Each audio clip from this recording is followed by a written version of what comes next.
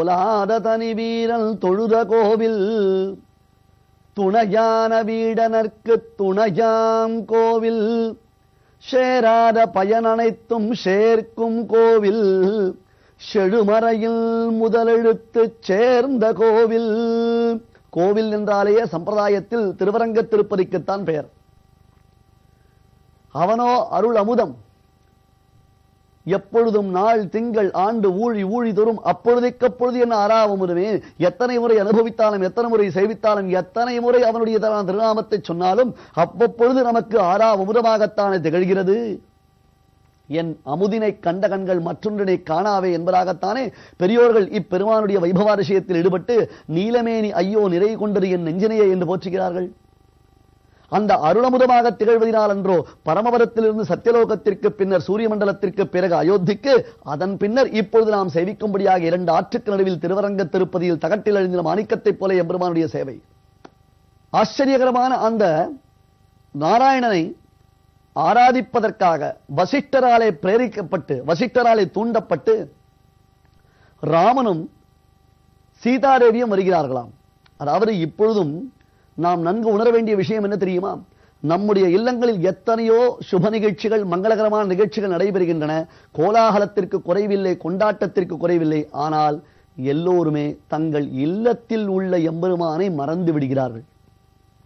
அடியேன் பல உபன்யாசங்களில் இந்த விஷயத்தை வலியுறுத்தி சொல்லி வருகிறேன். ராமனுடைய அனுஷ்டானத்தை பாருங்கள், ராமன் செய்திருக்கக்கூடிய காரியத்தை பாருங்கள்.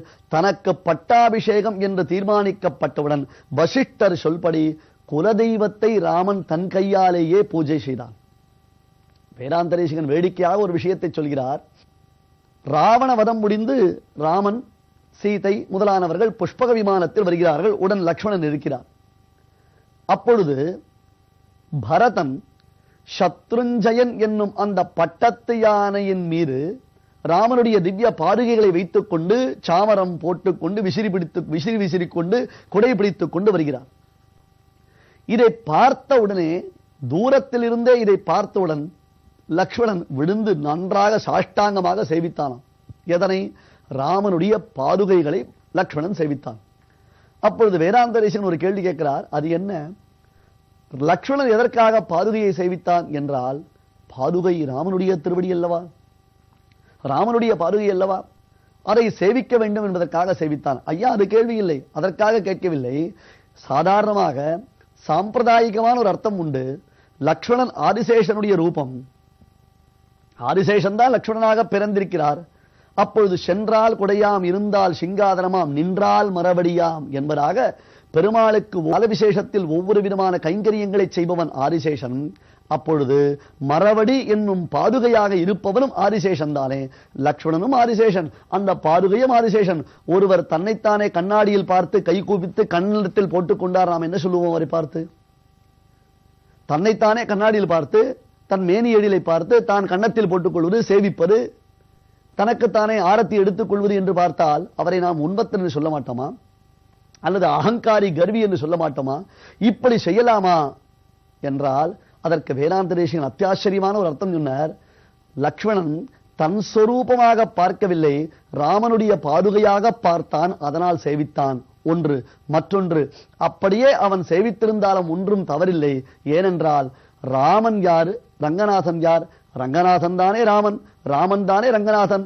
ராமன் ரங்கநாதனை பூஜை செய்வதில் தவறில்லையே, அதை நாம் ஒப்புக்கொண்டோமே, அது போன்று தான் இதுவும் என்று சமர்த்தனம் செய்கிறார். ரகுவம்சத்தில் பிறந்தவர்கள் இப்படியே செய்து கொண்டிருப்பார்களாம்.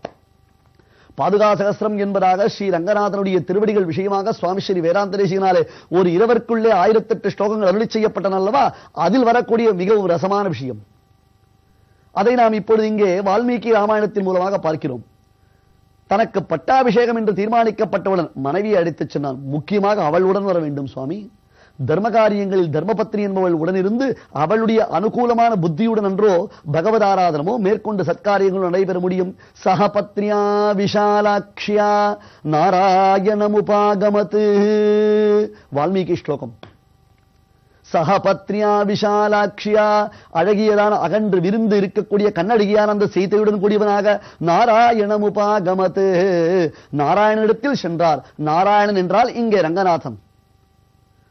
திலகம், கோவிந்தராஜ்யம் முதலான வியாக்கியானங்களில் இந்த விஷயங்கள் தெள்ளத் தெளிவாக காண்பிக்கப்படுகின்றன. ஸ்ரீமத் ராமாயணத்தை அனுதினம் பாராயணம் செய்யக்கூடிய பெரியோர்கள் இதன் சுவாரஸ்யத்தை, இதனுடைய மர்மத்தை, அந்த சூக்ஷத்தை நன்கு அறிவார்கள். சஹபத்னியா விஷாலாக்ஷ்யா நாராயணமுபாகமத்து, தன் மனைவி, கண்ணழகியான மனைவியான சீதையுடன் கூடியவனாக ராமன் நாராயணனிடத்தில் சென்று அவரை பூஜித்தான். விஷாலாக்ஷ்யா, அகன்ற கண்ணை உடையவளான சீதை. சுவாமி, இப்பொழுது நாராயணனை வர்ணிக்க வேண்டுமா அல்லது சீதையை வர்ணிக்க வேண்டுமா? சீதையினுடைய கண்ணழகை குறித்து இந்த இடத்தில் என்ன பிரஸ்தாவம்? எதற்காக சீதையினுடைய கண்ணழகை பற்றி இங்கே சொல்ல வேண்டும் என்றால், அதற்கு வெகு சுவாரஸ்யமாக நம் பூர்வர்கள் வியாக்கியானம் இடுகிறார்கள். ரங்கநாதனை சேவிக்கிறாள் சீதை, அருகே ராமன் நின்று கொண்டிருக்கிறான். அப்பொழுது சீதைக்கு ஒரு எண்ணம் தோன்றியதாம், அடடா, அர்ச்சாவதாரத்தில் இருக்கக்கூடிய நாராயணமூர்த்தியான இந்த ரங்கநாதன் அழகா, அல்லது அதே ரங்கநாதன் விபவாவதாரத்தில் தனக்கு மணாளனாக ராமச்சந்திரமூர்த்தியாக தன் அருகில் நிற்கிறானே அவர் அழகா? இவர்கள் இருவருக்கும் இருக்கக்கூடிய ஒப்புமை என்ன என்பதை ஒப்பிட்டு பார்ப்பதற்காக கண்களை மலர்த்தி கொண்டு சேவித்தாளாம் சீதை. அதனாலே அவள் விஷாலாட்சி. மற்றொன்று, ராமனுக்கு தனுர்வேதம் தெரியும், சதுர்வேதங்களையும் நன்கு அத்தியனம் செய்தவன், அது தவிர தர்மசாஸ்திரங்களில் கரை கண்டவன், தோளாறு தனிவீரன் என்பதாக யுத்தம் ஏற்பட்டது என்றால் அவன் ஒருவனே நின்று அத்தனை எதிரிகளையும் நன்று மாய்க்கும் திறன் பெற்றவன்.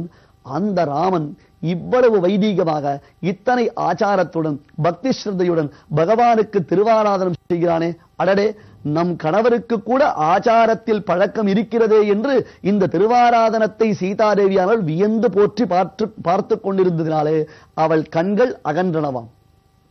இப்பொழுதும் பார்க்கலாமே, ஒரு சிலர் பூஜை செய்யக்கூடிய காலத்தில் ஒரு கையில் மணி அடித்துக் கொண்டு மற்றொரு கையாலே கற்பூர ஹாரத்தியை செய்தார்களேனால், இந்த மணி அடிக்கும் காலத்திலேயே இந்த கையும் நடுங்குவதனாலே கற்பூரம் கீழே விடும். அதனாலே பயந்து நடுங்குவார், மணியை கீழே போடுவார், அங்கு இருக்கக்கூடிய வட்டில்களில் இருக்கக்கூடிய தண்ணீர்கள் எல்லாம் சிதறும். இப்படியெல்லாம் நடுங்கி பதறி செய்யும் காரியத்தை எப்படி செய்வது என்பது தெரியாமல் நாம் பிரமிக்கதை போன்று இல்லாமல், ராமன் கச்சிதமாக எம்பெருமானுக்கு திருவாராதனம் செய்தானாம் ஆகம முறைப்படி. அந்த அழகு, ராமன் தன் சொரூபத்தை தானே ஆராதிப்பது. மற்றொன்று, சீதைக்கு என்ன ஆச்சரியம், இவர்தான் அவர், அவர்தான் இவர், என்னமோ அவர் வேறு போல இவர் வேறு போல புதியதான ஒரு தோற்றத்தை வைத்துக் கொண்டு திருவாராதனம் செய்கிறானே ராமன், இது என்ன வேடிக்கையாக இருக்கிறது என்று அந்த வேடிக்கை நிகழ்ச்சியை சீதாதேவி ரசித்துக் கொண்டு பார்த்தாளாம். சகபத்னியா விஷாலாட்சியா நாராயணம் உபாகமத்து என்று வால்மீகி வர்ணிக்கிறாரே. தோளாத தனி வீரன் தொழுத கோவில், அந்த ராமனாலே பூஜிக்கப்பட்ட வைபவாதிசயத்தை உடையவன் பெருமான். இங்கே ரங்கநாதனை சம்பிரதாயத்தில் பெரியோர்கள் குறிப்பிடும் பொழுது ரங்கநாதன் என்று குறிப்பிடுவதில்லை, எப்பொழுதும் பெரிய பெருமாள், பெரிய பெருமாள், பெரிய பெருமாள் என்பதாகத்தான் சொல்லுவார்கள். அது என்ன பெரிய பெருமாள்?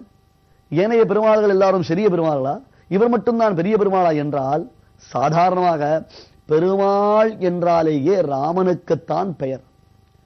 ஆகையால் தான் ராமன் விஷயமாக பாசுரங்களை குலசேகர ஆழ்வார் அருளிச் செய்தது பொழுது அந்த பாசுரங்களின் தொகுதிக்கு பெருமாள் திருமொழி என்று பெயர் உண்டாயிற்று. பெருமாள் பெருமாள் என்றாலேயே ராமனைத்தான் பெருமாள் என்று பெருமிதத்துடன் அழைக்கிறோம். அந்த பெருமாளான ராமனே இப்பெருமாளை ஆராதனம் செய்ததினாலே, பெருமாளுக்கும் பெருமாளாய் இவர் திகழ்ந்ததினாலே அர்ச்சாவதாரத்தில் இந்த நாராயணமூர்த்தி பெரிய பெருமாள் என்று போற்றுதலுக்குரியவனாய் திகழ்கிறான். இதுதான் பெரிய பெருமாளின் சூக்ஷ்மம், இதுதான் பெரிய பெருமாளின் மேன்மை.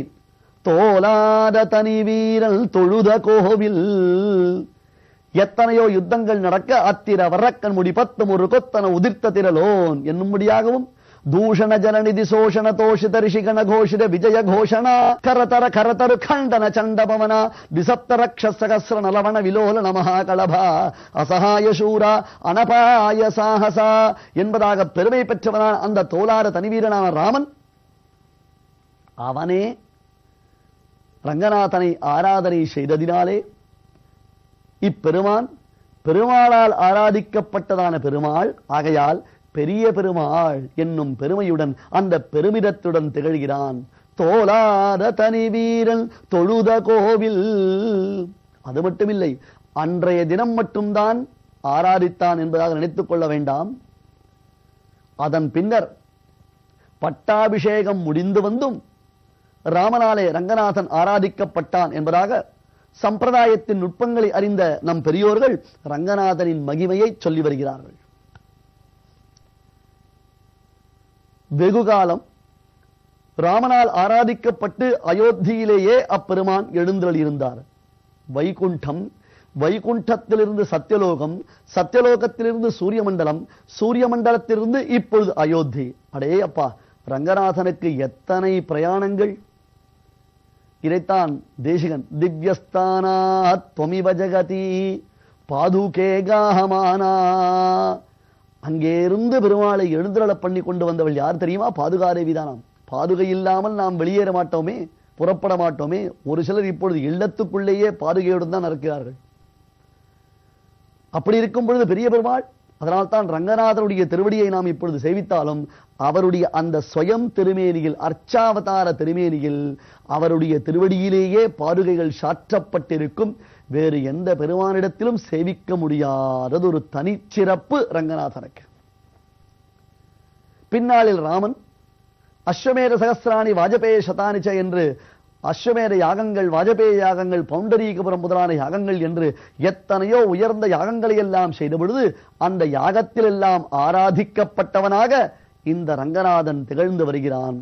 அத்தகைய ரங்கநாதன்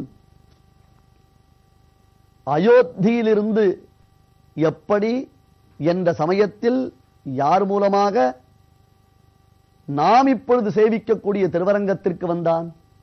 அதற்கும் ராமாயணம்தான் நமக்கு வழிகாட்டுகின்றது. அந்த நிகழ்ச்சியை ராமாயணம்தான் நமக்கு விளக்குகின்றது. துணையான வீடனர்க்கு துணையாம் கோவில். இந்த பதத்தினாலே விபீஷணன் என்னும் தர்மாத்மாவிற்கு ராமபிரான் செய்த அனுகிரகம் இல்லை இல்லை, விபீஷணனை முன்னிறுத்தி நம் எல்லோரையும் ராமன் அனுகிரகித்த அந்த வைபவாரிஷயம் இல்லை இல்லை, விபீஷணனை முன்னிறுத்தி நம்மை எல்லோரும் அனுகிரகம் செய்வதற்காக இன்றளவும் ரங்கநாதன் நமக்காக இங்கே சேவை சாதிக்கின்றானே, அந்த வைபவத்தை தான் நாம் தொடர்ந்து பார்க்க போகிறோம்.